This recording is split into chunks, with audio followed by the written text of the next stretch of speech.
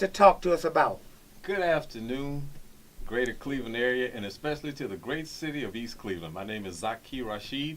I'm happy to be here in the McKoy University of Common Sense and really delighted to have an opportunity to talk to you about some serious business that is going on in our town. I grew up in the city of East Cleveland. I want to share that with you first, and I've been walking the streets of East Cleveland since 1962. Went on and graduated from school there. I went to Roselle when it was there. Went to Kirk Junior High School as well as Shaw. And then later on in life, a little bit later on, shortly after high school, I worked with some partners that I met who was concerned about cable TV. That's how I really got involved in business in East Cleveland, and worked with those partners that we actually had to overcome an election at that particular time too, and I remember it very well.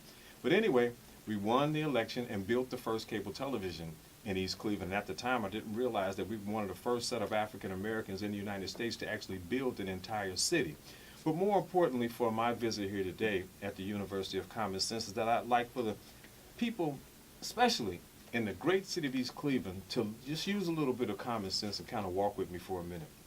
I think about what has happened to our town, and it didn't just start yesterday, and there are people who claim that it's not the fault of the people who are in the current administration, but I will say this much. I've never seen such decline so quickly as it has taken place over the last 8 years in our city. And even up until this very moment, as I am sitting here, I have not seen one single comprehensive plan come forth from our current administration that gives me any hope that things are going to change. They seem to not realize that we are in a war over land. East Cleveland is some of the most prime land in northeast Ohio. Look at our neighbors. Just look at the ones in University Circle and look what they've done with their land. If you can have any memory of that particular area of our community, just think about what it used to look like 5 years, just maybe like 3, 4, 5 years ago. And even to this day, cranes, dust flying everywhere. They building and they're building and they're building. Then turn around and look at our community. So you would have to say to yourself that there's something that's seriously amiss here. And it is a twofold issue. One of them being leadership, because this did not happen to East Cleveland by accident. I personally think, and I think that the consensus is when you look at the overall situation in East Cleveland, is that this is not just the fault of the administration alone, but it has been a concerted effort to reclaim that land. That land, as I said before, is some very, very valuable land. East Cleveland has one of the most beautiful park systems that's contained in that area. We have 2 public transportation stops. We also can provide one of the most diverse levels of housing in northeastern Ohio. If you look at East Cleveland, there's something there for every single income, including upper income in our Forest Hill section. And down on Hayden, we have beautiful areas that we can develop for medium and all income levels. So you say to yourself, if you have a government there that is actually working in behalf of the people, what sort of plans did they have going in office? Because if you're going to run for an office, you must certainly have some idea of what you're going to do as if though you were applying for a job, because really running for office is actually a hiring process. And that every single candidate running in East Cleveland, there's only one person. There's only one person right now at this particular time that can get the job done, and that is Una H.R. Kenon. That is just not my particular statement. It is not my truth, but the reality is, if in fact you have a vision to rebuild our community, it is not going to happen just inside of our community. You are going to need assistance from the state. You are going to need assistance from the region. You are going to need assistance from the county. And you're also going to need some assistance from the federal government. And right now, based on the administration that's sitting in our city, they don't trust them enough to turn over those assets to them because they don't even see a plan. So I really feel good about what is happening now, because there's been a groundswell of support for Una Kenon, and it is because of the relationships that she's built up over these years. I mean, being involved with the school system as actually being the president of the school system, the courts. I mean, legal, she's a managing attorney for the UAW Legal Services at one time. But I mean, her accomplishments go much deeper than just what's on the top. It also goes to, as we walk around the community talking to people, and the confidence they have, and the many compliments and people who have came up and said that she has helped them in one way or another. And disappointed, I must say, I'm disappointed in what is happening during this campaign, because it's not being a campaign where our opponents are running on their credentials, which in fact, if those credentials existed, then there would not be an issue about who's the better person for the job. But that's not what's happening. All kind of negative information is being circulated. I mean, just plain slanderous information is being circulated through the community. And I think that's wrong. It's not only disrespectful, it's just plain wrong. I don't understand why, if in fact you can do this job and you've had 8 years of doing it, we are still seeing potholes, houses leaning and literally falling over.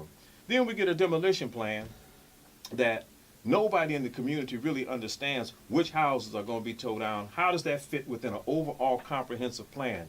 And I say to those people who live in some of the better areas of East Cleveland, just think about this.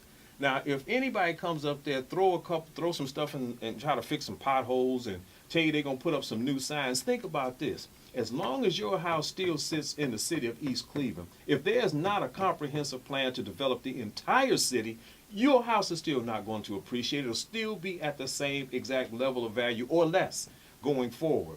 So I can see that there is definitely not only a need to have a vision and a plan, but to be able to actually execute that plan. You have to be able to execute it. And as I said before, the people that are currently in office, they've had 8 years. And I think that's just long enough for us to know that we can do better than what we're doing right now. So let's talk about the city of East Cleveland for a minute, where I live. The demise of the city of East Cleveland.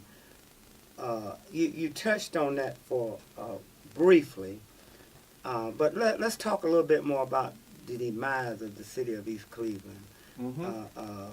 From the time when you had the first black cable company, and that was, you were a pioneer. You've been a pioneer in the business community for a long time, and a long time resident. And so you, as I, have watched the demise of East Cleveland to the point where I personally have to think that it's by design. Do you have any thoughts on that? I would agree with that, because I did have a brief amount of involvement with the prior administration and walked away from them. During that time that I was involved with them, I had an opportunity to see plans about what is going to happen in East Cleveland. And I'll preface that by saying this. We want to see this happen, but it has to happen with us. We will not let it happen without us.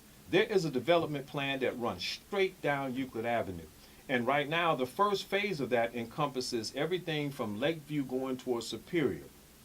At one time, I was asked to participate in a group of people who wanted to go in and start to buy up all of these houses, and buying them from people who've been in the community 30, 40, 50 years and paying rock bottom prices for it. At that particular time in my relationship with the previous administration, that's when I walked away, because I personally could never do that. I would not do that, and I'm not going to watch anybody else do that. I look at how the properties are being seized, and you look at the strategic areas where properties are being torn down with the demolition money. And instead of looking in the community, because let's face it, the developers that are coming down Euclid, they got enough money. They don't need our help with our demolition dollars. They don't need that. I mean, it is up to City Hall to negotiate deals with potential developers that benefit the city of East Cleveland and does not benefit all the time the developer. Of course, you have to be realistic about approaching them in a manner that will be, work for everybody, but not at the demise of the citizens who've been here. They have elders that have been in this town 40, 30 years, over that, and look at what's happening to their home, to their house value. So if the banks at some point stop lending here, the City Hall is not structured to support and to create a level of investment back into the city by looking for government programs, for looking for state, county programs, because those programs are out there. I've heard, I always get ready to say Judge Kenon, so I have to kind of catch myself. That's okay. But I've heard phone calls that people have called her looking to assist her in this run. So it's not just a local issue, and that's where people get confused. You need somebody that can pick up the phone and call people, and they will call back. There's not another candidate in this race that can pick up the phone and call people at a high level in each one of the areas, such as, like I said, the federal government, state, county, regional government, and they're going to call back and come and work with you. Well, she's already getting those kind of calls. So it doesn't take a rocket scientist to see that without that help, it'll never happen. And what could happen, and what probably will happen, if we don't take steps to appropriately defend our land, is that we won't have that land anymore, because this is a fight about land. Any city you go into in the United States of America, you can find a Little Italy, you can find a Chinatown, you can find a Germantown. Here we are sitting on 3.5 square acres of land that belong to us. It is under our administration. It is up for us to govern it and do the best that we can. Look at our children walking back and forth to school in an environment that almost looks like a war zone. And then you expect them to just go to school every day and supposed to be able to get educated like children who are walking the streets in Cleveland Heights, Beechwood. So when people talk to me about, well, what they said about the state, but wait a minute. The state report card wasn't based on an examination specifically on the city of East Cleveland, because if it was, we'd be getting straight A's every day. It's a miracle what they're actually doing. You figure last year, over $2.5 million in scholarships were awarded to students in the city of East Cleveland. You look at right now all the different programs that they have to try to support children. Our children, it's up to us. We cannot wait for anybody or anything else to come and fix our city. We have to do it, and we have to make a smart decision, because believe it or not, if it does not happen this time, we won't have another time. You're listening to the Art McKoy University radio show, the University of Common Sense, right here on 1490 WERE. The phone numbers are 216-578-1490, 216-578-1490, streaming live all over the world. Millions of listeners, www.newstalkcleveland.com. We're welcome to take your phone calls, 216-578-1490. In essence, you're saying that it's either now or never for East Cleveland. I believe that, and the beauty of this is that we now have a candidate who has these relationships that we don't have to worry about them getting to know somebody. They already know her. As I said, she's getting support. She's getting support from in so many different ways, and encouragement. So that automatically kind of tells you that our neighbors also want us to succeed.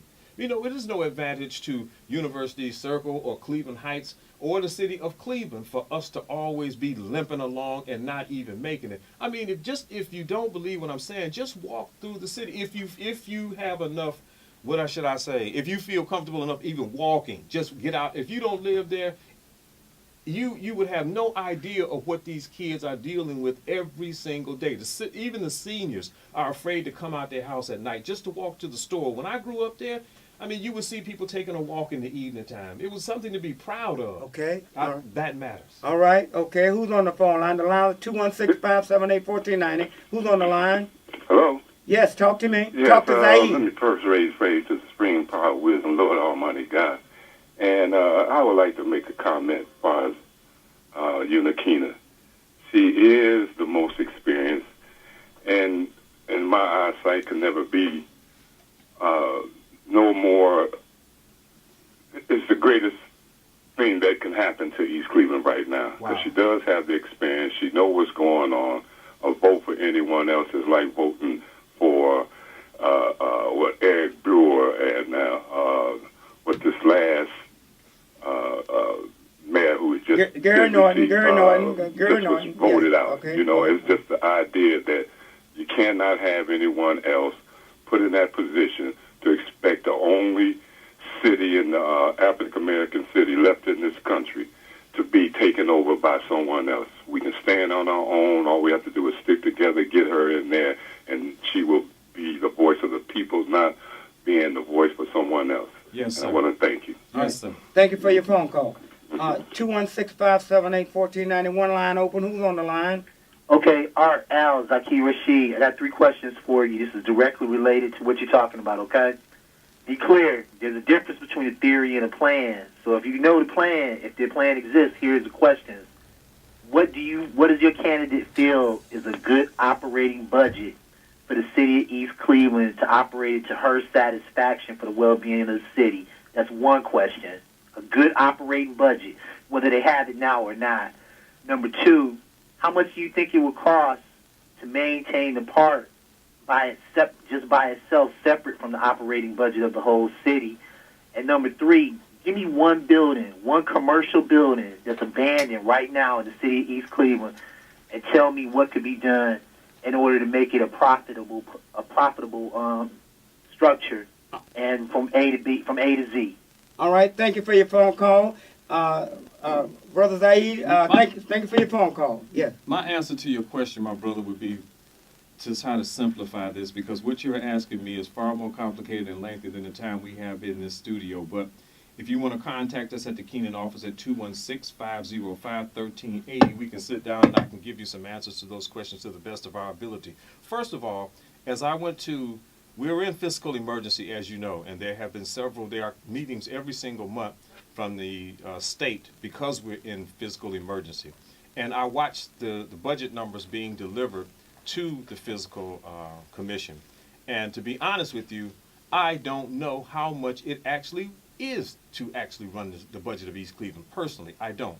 That's why you have a finance director that you can actually feel comfortable with working with, and then look at how to use that budget to maximize the opportunities in East Cleveland. But I will say this much, based on what I have seen, these numbers, we will never be able to get out of the problems that we're having trying to cut this and cut that and cut this and cut that. We are going to have an influx of money, some kind of way to come into the city. And that's where these grants, the assistance from state and federal government comes in. As far as buildings, take your choice around East Cleveland. There are buildings everywhere. We don't even have an architect or an engineer in our community right now that you can go out and use to assess the condition of these buildings and find out if, in fact, they are in a status to be rehabbed. One of the plans that Mayor Kenon, Una Kenon is going to execute is that she is going to have a grading for these buildings, A, B, C, D, and F buildings. The A and B buildings will be buildings that can be identified that we can rehab and turn into profitable enterprises for our community to raise tax dollars and revenue. The D and F buildings, they have to go because they are a risk to us. They fight us in terms of our property values. So once we are able to, and working in the administration, are able to identify those buildings, then you can begin moving forward with a solid plan to change the conditions. And your last questions, I forget what it is, but I did leave the number 216-505-1380. Call us. That's fine. Who's on the line? Talk to me. Talk to Brother Zaid. Don't talk to me. Who's on the line? Am I on the phone right now? Yes, you are, sir. Okay. Now, Art, you know me very well. I've been in the city quite a while. I mean, you see quite a bit of each other. Anyway, get to my point is, I like the lady that's running for mayor right now. I think she's a very good woman, like he's talking about, because she's a very older woman and she's very much experienced.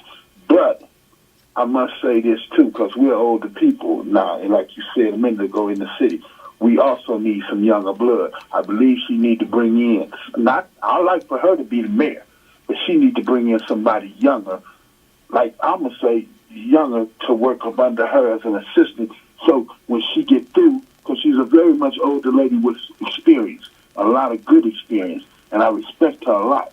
But she needs to bring that young blood in here, maybe young Baker, because she's been around. I'm not saying not to be the mayor, but to work under her, to find out what's going on in this city, because this city got a lot of problems, as we all know, because I've been here over 20 years, and I've been here probably longer than that, but yet and still, we need her. I agree. But we also need some young blood, too, such as yourself. All right, 2-1, thank you.